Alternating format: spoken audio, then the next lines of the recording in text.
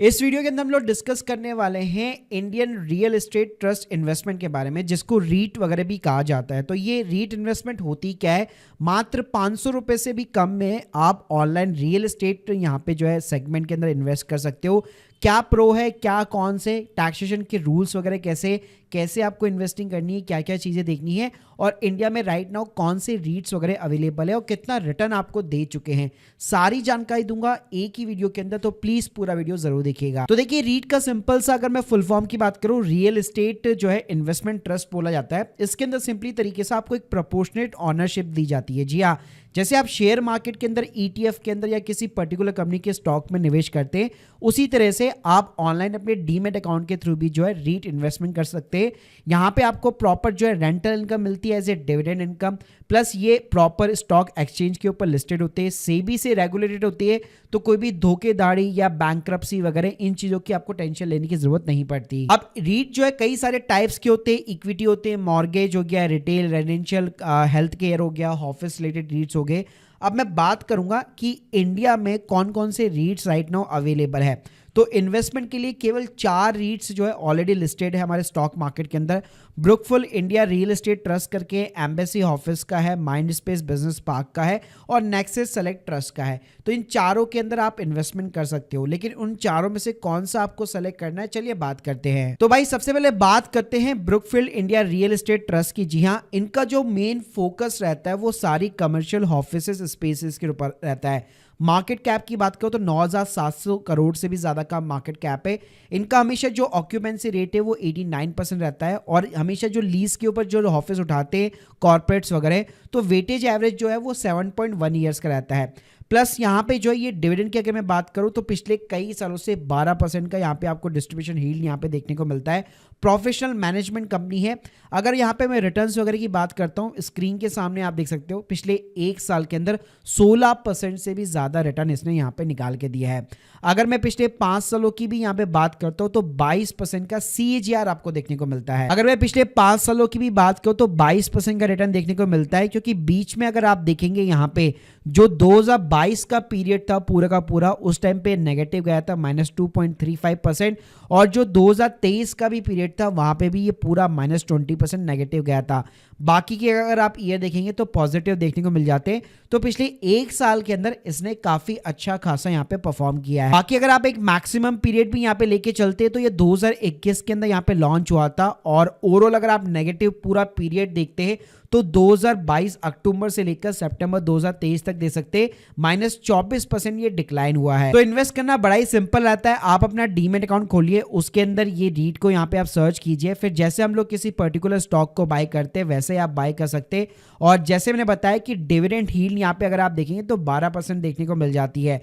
तो मोस्टली इसको आप डिविडेंड बेस्ड जो स्टॉक्स होते हैं उसके अंदर भी यहाँ पे इसको आप कंसिडर कर सकते हैं, क्योंकि प्रॉपर तरीके से आपको हर साल यहाँ पे जब भी मतलब डिविडेंड वगैरह इश्यू होता है 12% यहाँ पे आपको रिटर्न्स देखने को मिलेंगे। दूसरा गाइस यहाँ पे जो है वो है एम्बेसी ऑफिस पार्क रीट करके। इनका जो मेन पूरा फोकस रहता है ना वो पूरा ऑफिस के ऊपर रहता है, यानी कि कमर्शियल स्पेस वगैरह हो गया।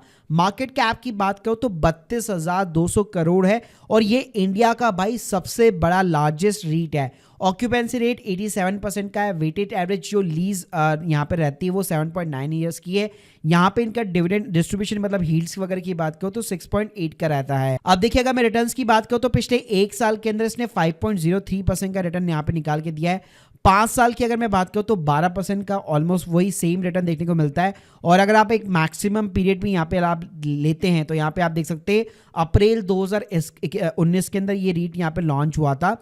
और अगर मैं नेगेटिव पीरियड की बात करूं 2020 में कोविड पीरियड के टाइम पे -5.48%, फिर उसके बाद 2021 से 2023 के बीच में भी -12%। तो ये यहाँ पे नेगेटिव के अंदर गया था। बाकी पीरियड के अंदर इसने जरूर रिटर्न्स यहाँ पे जो है अच्छे निकाल के दिए, मतलब रिसेंट में अच्छा खासा यहाँ पे ग्रो किया है। और जैसे मैंने बताया कि डिविडेंड इसके अंदर आपको 6.77 यानी ऑलमोस्ट 7% के आसपास देखने को मिल जाता है। इनका पूरा जो स्ट्रॉन्ग टेनेंट बेस है वो सारा MNC कंपनीज का है। थर्ड नंबर पे गाइस रखना चाहूंगा माइंड स्पेस का बिजनेस पार्क रीट। इनका गाइस ऑक्यूपेंसी रेशियो जो है 92% का सबसे बढ़िया है। मार्केट कैप जो है 20,000 करोड़ का है, और ये भी जो प्रीमियम ऑफिसेज होते हैं अक्रॉस द मेट्रो सिटी उसके ऊपर फोकस करते हैं। इसका वेटेज एवरेज अगर आप लीज यहाँ पे देखेंगे तो 6.9 ईयर्स का है, और डिस्ट्रीब्यूशन जो यील्ड है वो 6.6% का है। अगर यहाँ पे मैं रिटर्न्स की बात करता हूँ तो पिछले एक साल के अंदर इसने 26% का रिटर्न निकाल के दिया है, यानी अभी तक मैंने जितने रीट्स बताए उनके कंपेयर में सबसे हाईएस्ट रिटर्न इसी का है। और पिछले 5 सालों की भी अगर मैं बात करता हूँ तो भाई 44% का इसने यहाँ पे रिटर्न निकाल के दिया है। और अगर आप मैक्सिमम पीरियड भी देखते तो ये भी जो है ऑलमोस्ट 2020 के अंदर यहाँ पे लॉन्च हो गया था। 2020 से 21 में नेगेटिव गया था, फिर अगेन 2022 से 2023 के बीच में नेगेटिव गया था, और अभी भाई सबसे पीक के ऊपर ये चल रहा है। अगला गाइस जो रीट है वो है नेक्सस सेलेक्ट ट्रस्ट करके, इसने भी पिछले एक साल के अंदर 12% का रिटर्न यहाँ पे निकाल के दिया है। इनका ज्यादातर फोकस जो है हाई क्वालिटी जो मॉल्स होते हैं बड़े बड़े उनके ऊपर है। मार्केट कैप वही 20,000 करोड़ के आसपास है, ऑक्यूपेंसी 95% की है, वॉल जो है 4.9 ईयर्स का है, कम है, डिस्ट्रीब्यूशन यील्ड भी 4.8% के आसपास है। अगर मैं यहाँ पे रिटर्न्स की बात करूं एक साल के अंदर मैं आपको बता चुका हूं, 5 साल की यहां पे बात करता हूं तो 51% का रिटर्न यहां पे निकाल के दिया है।